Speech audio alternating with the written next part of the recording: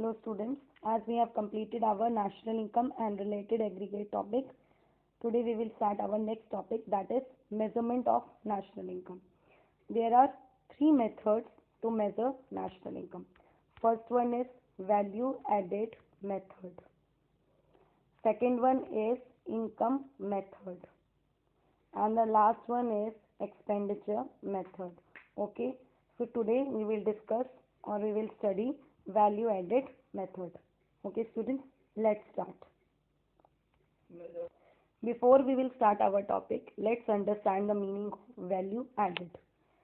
When we transform any commodity, तो उसमें हम जो हर स्टेज पे वैल्यू को ऐड करते रहते हैं, कितनी बार भी वैल्यू ऐड करते हैं, हर लेवल पे हम वैल्यू ऐड करते जाते, तो उनका जो जितनी वैल्यूज ऐड की गई है उनका जो लास्ट में हम टोटल ले लेते हैं, लास्ट में हम क्या ले लेते हैं, उनका टोटल ले लेते हैं, तो उसको हम बोलते हैं वैल्यू एडेड मेथड।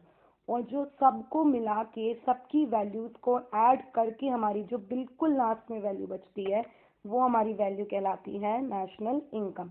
क्या कहलाती है? National income. Okay, now let's start with our steps of value added method. First step is categorise different sectors.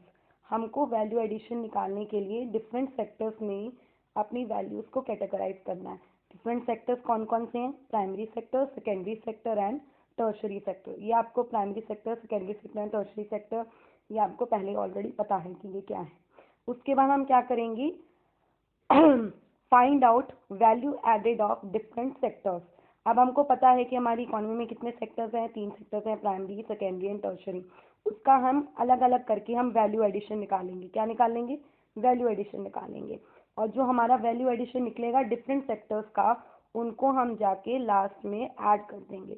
Last में हम क्या कर देंगे? ऐड कर देंगे, तो वो वैल्यू हमारी निकल आएगी gross value added at market price और जीडीपी एट मार्केट प्राइस। क्या वैल्यू निकल आएगी?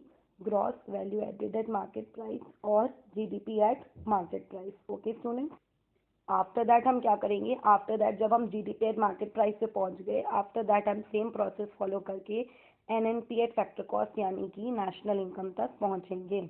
Okay, GDP at market price पे एनएनपी एट फैक्टर कॉस्ट तक कैसे पहुंचना है ये ऑलरेडी हम नेशनल इनकम एंड एग्रीगेट्स में कर चुके हैं। कैसे पहुंचना है? GDP at market price minus depreciation.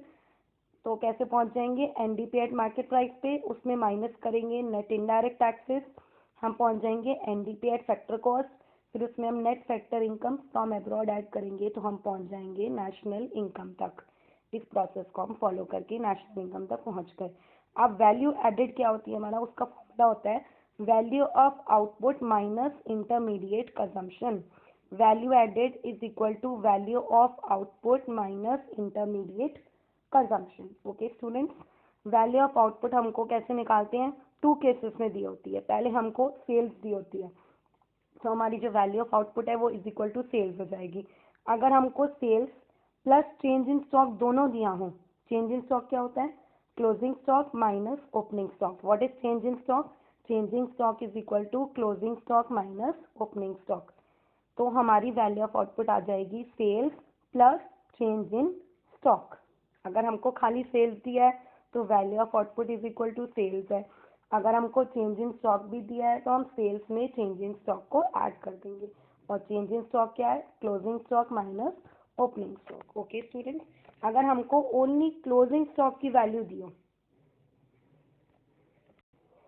अगर हमको ओनली क्लोजिंग स्टॉक की वैल्यू दी हो तो हमारी जो वैल्यू ऑफ आउटपुट आएगी वो पॉजिटिव आएगी। अगर हमको क्लोजिंग स्टॉक दिया है तो हमारी वैल्यू ऑफ आउटपुट क्या आएगी? पॉजिटिव आएगी। अगर हमको ओपनिंग स्टॉक दिया है, क्लोजिंग स्टॉक नहीं दिया है, ओनली ओपनिंग स्टॉक गिवन है, तो हमारी जो वैल्यू ऑफ आउटपुट की वैल्यू आएगी वो क्या आएगी? नेगेटिव आएगी। Student, if only closing stock is given then value will be in addition, value will be in plus. If only opening stock is given then value will be in minus. Okay students, now the next is if domestic sales is given. अगर आपको domestic sales दी गई है तो हम उसमें क्या add कर देंगे? हम उसमें exports को ऐड कर देंगे। ये अगर आपको domestic sales given है if you are given domestic sales तो हम उसमें क्या ऐड कर देंगे, एक्सपोर्ट्स को ऐड कर देंगे। ओके, अगर आपको sales plus sales and exports both given है तो हम एक्सपोर्ट्स को ऐड नहीं करेंगे क्योंकि हमको ऑलरेडी एक्सपोर्ट्स दिए हुए हैं। अगर हमने दोबारा एक्सपोर्ट्स को ऐड किया तो वो डबल काउंटिंग हो जाएगी, 2 बार काउंटिंग हो जाएगी। ओके, अब हमारा वैल्यू एडिड में नेक्स्ट पहला क्या था, पहला हमारा था वैल्यू ऑफ आउटपुट, दूसरा हमारा था इंटरमीडिएट कंजम्पशन। क्या था हमारा दूसरा, intermediate consumption. Okay, intermediate consumption में हम मशीनरी की वैल्यू को ऐड नहीं करते। हम किसकी वैल्यू ऐड नहीं करते, मशीनरी की वैल्यू को हम इंटरमीडिएट कंजम्पशन में ऐड नहीं करते। क्यों नहीं करते हम ऐड, क्योंकि मशीनरी क्या है, इंटरमीडिएट कमोडिटी नहीं होती है। अगर हम उसको रीसेल वैल्यू के लिए खरीद रहे हैं, किसके लिए खरीद रहे हैं, रीसेल वैल्यू के लिए, रीसेल पर्पस के लिए खरीद रहे हैं, तो वो हमारी इंटरमीडिएट कंजम्पशन हो सकती है। अदरवाइज हमारी मशीनरी इंटरमीडिएट कमोडिटी नहीं होती है। ओके, अगर हमको डोमेस्टिक परचेज दिया हो, now if we are given domestic purchase, अब हमको अगर डोमेस्टिक परचेज दिया है तो हम उसमें क्या ऐड करेंगे, इंपोर्ट्स को ऐड कर देंगे। क्या ऐड कर देंगे, डोमेस्टिक परचेज में इंपोर्ट्स को ऐड कर देंगे। ठीक है, अगर हमको इंपोर्ट्स नहीं दिए हैं तो हम खाली डोमेस्टिक परचेज को रख लेंगे, फिर हम उसमें इंपोर्ट कैसे ऐड करेंगे जब हमको इंपोर्ट गिवन नहीं है। ओके, अगर डोमेस्टिक परचेज दिया है और इंपोर्ट भी दिया है तो दोनों को ऐड करना है। अगर ओनली डोमेस्टिक परचेज दिया है तो ओनली डोमेस्टिक परचेज को वैल्यू को काउंट कर लेंगे। ओके स्टूडेंट्स, अब हमने तीनों सेक्टर्स की वैल्यू फाइंड आउट कर ली। अब हमने क्या किया, तीनों सेक्टर्स की वैल्यू को हमने फाइंड आउट कर लिया। तो वो हमारी तीनों सेक्टर्स की वैल्यू जो फाइंड आउट हुई वो हमारा क्या हो गया, gross value added at market price और जीडीपी एट मार्केट प्राइस। क्या हो गया हमारा, gross value added at market price या जीडीपी एट मार्केट प्राइस, ये हमारी वैल्यू आ गई फाइनल। अब जीडीपी एट मार्केट प्राइस से हमको एनएनपी एट फैक्टर कॉस्ट तक कैसे जाना है, कैसे जाना है, minus depreciation NDP at market price बन जाएगा, उसमें नेट इनडायरेक्ट टैक्स माइनस करेंगे, एनडीपी एट फैक्टर कॉस्ट बन जाएगा, एनडीपी एट फैक्टर कॉस्ट में plus net factor income form abroad add करेंगे, हमारा क्या आ जाएगा, एनएनपी एट फैक्टर कॉस्ट यानी कि नेशनल इनकम आ जाएगा।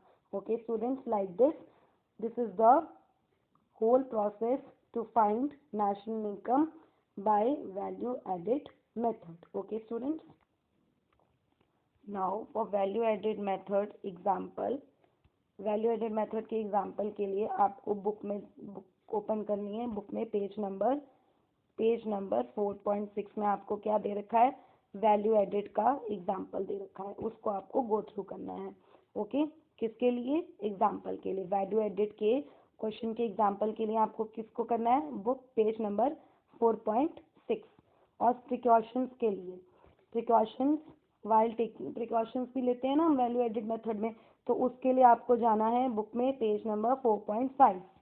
ओके, एग्जाम्पल के लिए page number 4.6 and for precautions just go through the page number 4.5. Okay students, now here we have completed our first method, that is value added method. Okay students, bye.